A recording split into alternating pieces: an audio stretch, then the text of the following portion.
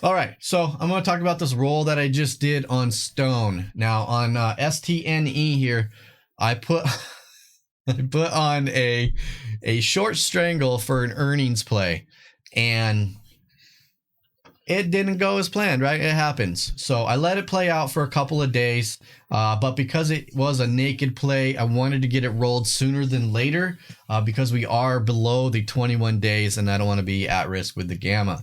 So I gave it till today. It decided to rally back up and put our calls into the money. So what I did is I went ahead and rolled this out in time, rolled down my calls, rolled up my puts, got a little bit more credit.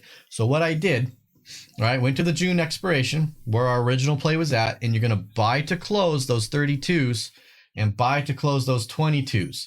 In the same trade, you then jump down to July and then roll them calls down. And what I mean by rolling is we were up here at 32, and I'm going to roll them down to 37 out of the money. And then the puts, same thing, right? They were at 22, so I went ahead and rolled those up to 28. All right. And then what it did is it was actually showing me about a 13-cent credit. I was happy with that. And when I did it, I actually got filled at 35-cent credit. You can see here. Okay. So now this play puts me back out of the money. I'm pretty much recentered in this strangle. And, if I put it on in here, I have about a, 85% chance to get half my money still. So what that did is it recentered us, got us out of the money, and now we just let the play work out again in our favor, and we have 45 days. So I'm not going to worry as much anymore because, like I said, there's a lot of time. If we get tested, no big deal.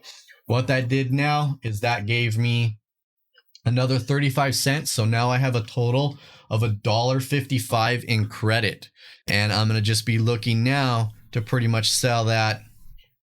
Because it's more of a defensive play, I'll see how it reacts. I'll go anywhere between 20 and 50% of the new max profit, which is $1.55.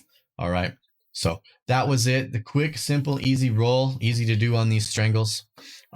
Quick note though, if you do roll it, your P&L will not reflect the total trade. Okay. So don't be like, oh, it's up 50% or 20%, take it off. Make sure your calculation is correct. That's why a journal really helps, so you really know the true P&L of where you are at. But that's it, guys. Quick, simple roll. Hopefully next time I'll remember to do it live and not after the fact, but this is a start. All right. Go ahead and stop.